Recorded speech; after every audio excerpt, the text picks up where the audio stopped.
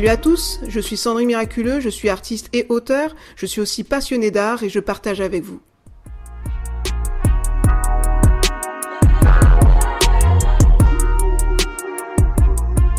Ousmane Sow, le symbole de l'excellence africaine ou occidentale. Tandis que je déambulais entre les œuvres contemporaines de la FIAC, la Foire internationale des arts contemporains, qui jalonnait le jardin des Tuileries, j'aperçois au loin une silhouette masculine, attablée à la terrasse d'un petit restaurant. L'homme observe au loin les canards qui barbotent dans la mare. Étant de l'autre côté du petit lac, je feins d'observer moi aussi les petits canetons tout en regardant discrètement mon sujet, sans toutefois détourner son attention.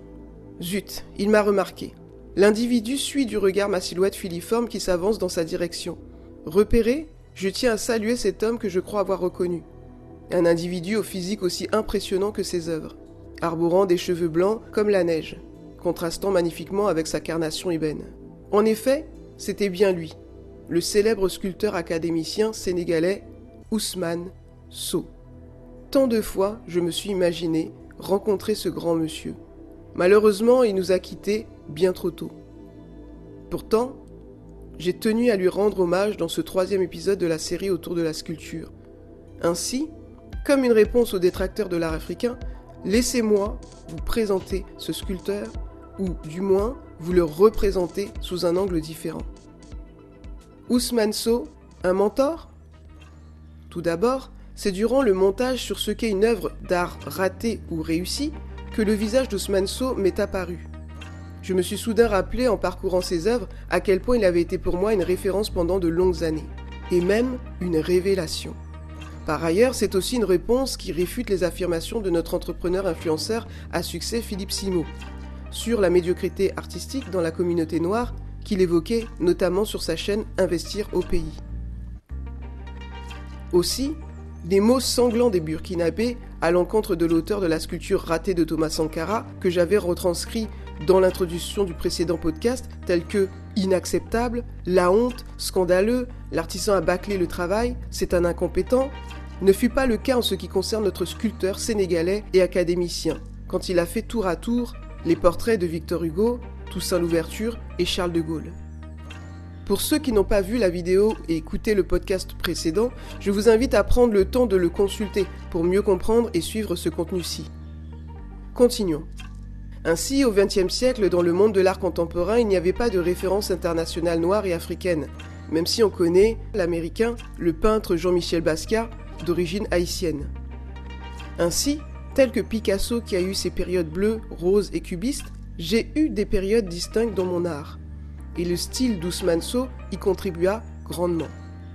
Effectivement, comme beaucoup de personnes de la communauté noire, j'ai subi le racisme dès l'école primaire, avec des remarques du type « je vais te laver à la javel » ou « ne prête pas tes stylos noirs », etc., etc.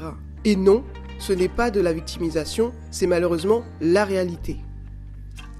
De ce fait, pendant une longue période durant ma jeunesse, le musée océanien et des arts africains situé à Port-Doré et transformé depuis en musée de l'immigration était mon lieu de prédilection. Je parle également de ce sujet dans un autre podcast sur la question de l'existence ou non d'un art identitaire. Je vous invite donc à consulter ce contenu sur ma chaîne, je vous mets le lien en barre de description. Ainsi, les bas-reliefs qui habillaient la façade de ce musée postcolonial me laissaient sans voix à l'époque. Et comme j'étais dans ma période autodidacte, le modelage était le seul art que je pratiquais. Et c'est dans cette phase dite africaine qu'en 2001, j'ai découvert le musée d'Upper, fermé depuis, ainsi que les sculptures d'Ousmane Sow que je voyais enfin en vrai. Mais qui est vraiment Ousmane Sow ? D'abord, avant de s'attarder sur les 3 statues de De Gaulle, Toussaint Louverture et Victor Hugo qu'a réalisé Ousmane Sow pour la France, faisons rapidement un petit descriptif de son parcours et de ses œuvres.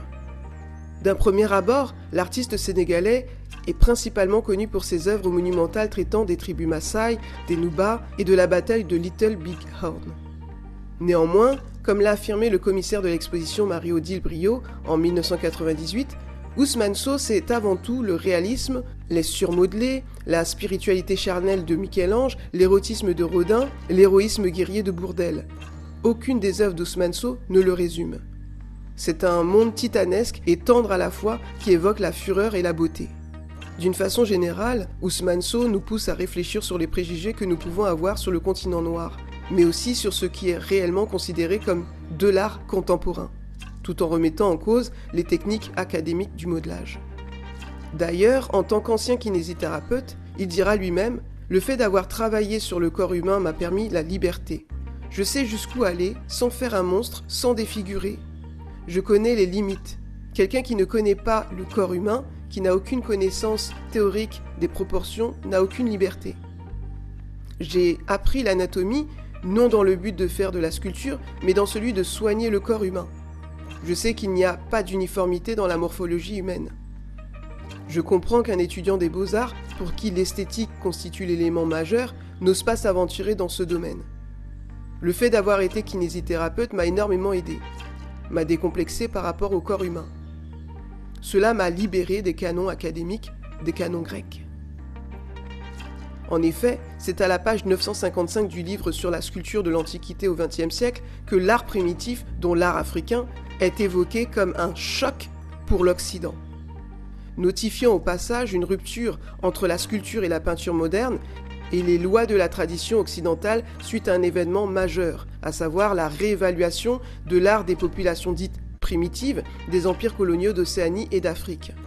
Bien qu'au XIXe siècle déjà, les productions dites primitives étaient déjà connues en Europe, par le biais d'expositions, de citations dans les revues illustrées et dans les ateliers d'artistes.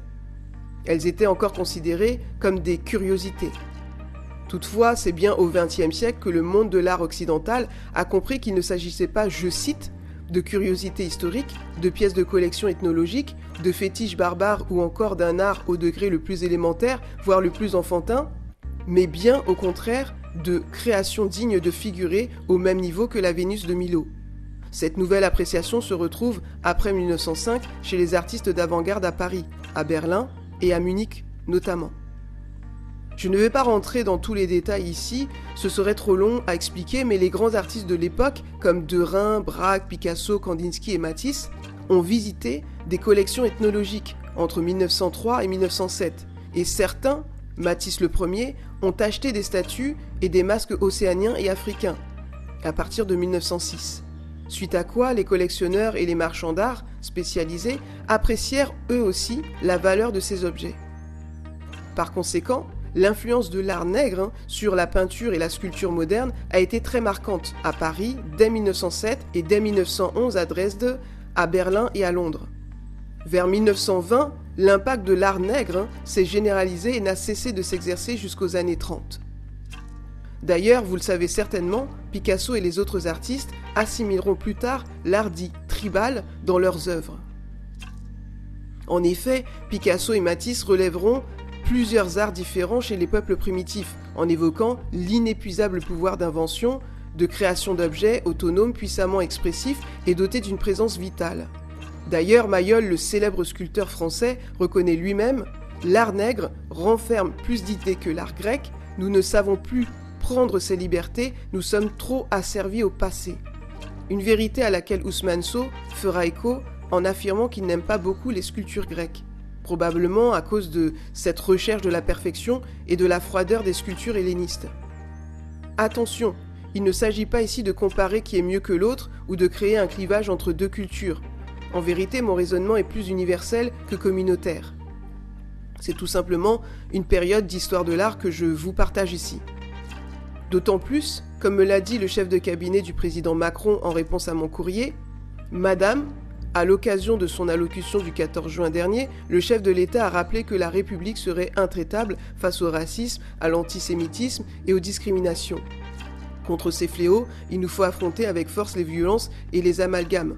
Ce combat doit être conduit contre la tentation communautariste et en regardant avec lucidité notre passé et nos mémoires, afin de bâtir le présent et construire notre avenir, etc. etc. À ce propos, pour avoir la totalité de ma correspondance avec le président, je vous renvoie vers le podcast cité en barre de description sur l'artivisme, l'artiste doit-il s'engager ? En somme, il est important de comprendre ici comment l'art africain, notamment, est entré en contact avec le monde de l'art occidental et comment il a impacté l'art contemporain. Néanmoins, je poursuivrai sur ce point de l'histoire de l'art noir lors du prochain sujet sur la question du déboulonnage de sculptures. Enfin, les bases de cette période de l'histoire de l'art étant posées, nous poursuivrons dans 15 jours sur ce qui nous intéresse ici, à savoir Ousmane Sow et la tridimensionnalité dans son art et dans sa vie. Je vous invite donc à consulter la deuxième partie sur Ousmane Sow le deuxième dimanche de juin. Car le contenu ici serait trop long pour YouTube et certainement pour les auditeurs qui me suivent sur les plateformes audio. Ainsi, dans la seconde partie, je vous parlerai du côté spirituel d'Ousmane Sow dans sa vie, dans ses œuvres, mais aussi de ses 3 statues, Victor Hugo, Toussaint Louverture et Charles de Gaulle, en lien avec le sujet sur ce qu'est une statue ratée ou réussie. En attendant la seconde capsule, hormis mes contenus que je vous ai encouragé à consulter, pour mieux comprendre la spiritualité dans l'art d'Ousmane Sow, je vous invite à consulter en barre de description mes vidéos et podcasts sur l'art spirituel, et pourquoi pas de vous procurer la formation sur l'art de dessiner son âme sans savoir dessiner, dont je vous ai partagé l'introduction gratuitement sur ma chaîne. C'est de l'art thérapie accessible à tout le monde et très abordable. Sachez également que tous mes contenus sont liés entre eux. Il y a une vraie construction. Telle une série sur Netflix, si vous me suivez depuis le début, vous noterez que mes contenus ne sont pas indépendants les uns des autres.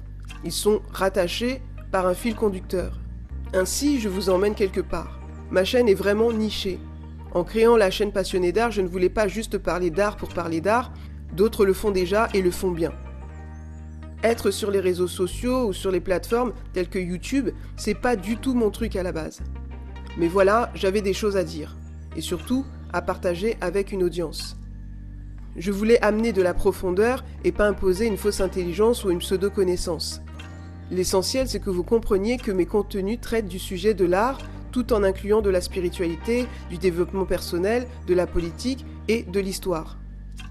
De ce fait, peu importe les obédiences des artistes que j'évoque, ce qui est important pour moi, c'est leur profondeur d'âme. Car ce monde est rempli de superficialité. On aime le divertissement, on ne tient pas sur une vidéo très longtemps, car on veut l'essentiel rapidement, sans aller au fond des choses et comprendre le pourquoi du comment. D'où la contrainte de scinder un contenu pour qu'il tienne sur 10 minutes, grand max, car passé 10 minutes, l'attention de l'audience est déjà perdue. Alors quel est l'intérêt de poursuivre un raisonnement qui ne sera pas écouté jusqu'au bout ? D'ailleurs, quand Dieu créa l'homme, il avait des plans bien plus élevés que la bassesse, donc la superficialité, dans laquelle il semble se complaire aujourd'hui. En conclusion, la chaîne a commencé il y a un peu moins d'1 an maintenant. J'espère toutefois que je ne vous perdrai pas en cours de route. Pour ce faire, n'hésitez pas à me faire parvenir vos questions dans les commentaires. Car sachez que je ne crée pas de contenu pour moi, mais pour une communauté nichée.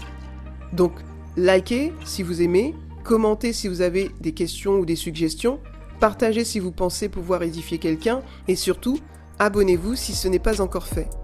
Voilà, c'était tout pour aujourd'hui.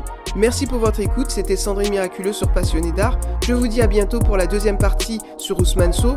D'ici là, ciao, take care and be blessed. Ciao.